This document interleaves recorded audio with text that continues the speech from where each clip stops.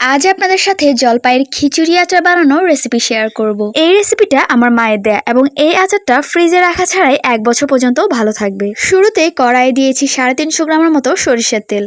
তেলটা হালকা গরম হলে এর মধ্যে দিয়েছি 2 টেবিল চামচ হলুদ গুঁড়া, 4 টেবিল চামচ লাল মরিচ গুঁড়া। কয়েক সেকেন্ড নেড়ে চেড়ে নিয়ে এর সাথে দিয়েছি কয়েকটা তেজপাতা। আবারও কয়েক সেকেন্ড নেড়ে চেড়ে নিয়ে এর মধ্যে দিয়েছি 2টো বড় সাইজের রসুন বাটা, 3-4টে এলাচ এবং ছোট সাইজের একটা আদা বাটা। দিয়েছি 1 কাপ পরিমাণ কালো সর্ষে বাটা। চুলার হালকা আঁচে সবকিছু কিছুক্ষণ কষিয়ে নিয়ে এর মধ্যে আমি ব্যবহার করেছি স্বাদ মতো লবণ, 4 টেবিল চামচ জিরা ধনিয়া গুঁড়ো। তারপর এর সাথে আমি 2.5 কেজির মতো জলপাই দিয়েছি এবং এই জলপাইগুলোর চারপাশ হালকা করে কেটে নিয়ে অল্প একটু লবণ দিয়ে 2 দিনের মতো রোদে শুকাতে দিয়েছিল আম্মু। তারপর চুলার একদম মিডিয়াম হিটে জলপাইগুলো প্রায় 35 মিনিটের মতো আমি কষিয়ে নিয়েছি এবং সবশেষ আচারটা নামানোর কিছুক্ষণ আগে 5 টেবিল চামচের মতো ভাজা 5 ফোড়নের গুঁড়ো ব্যবহার করেছি এবং এ পর্যায়ে আরো 3 থেকে 4 মিনিটের মতো চুলার মিডিয়াম হিটে আরো একটু কষিয়ে নিয়ে চুলার জালটা বন্ধ করে দিয়েছি।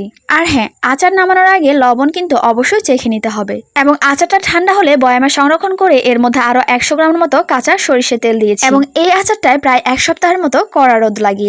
তো আজকের ভিডিও সমাপ্তি এখানে। দেখা হবে নতুন কোনো ভিডিওতে। সবাই ভালো থাকবেন, সুস্থ থাকবেন এবং আমার জন্য দোয়া করবেন। আল্লাহ হাফিজ।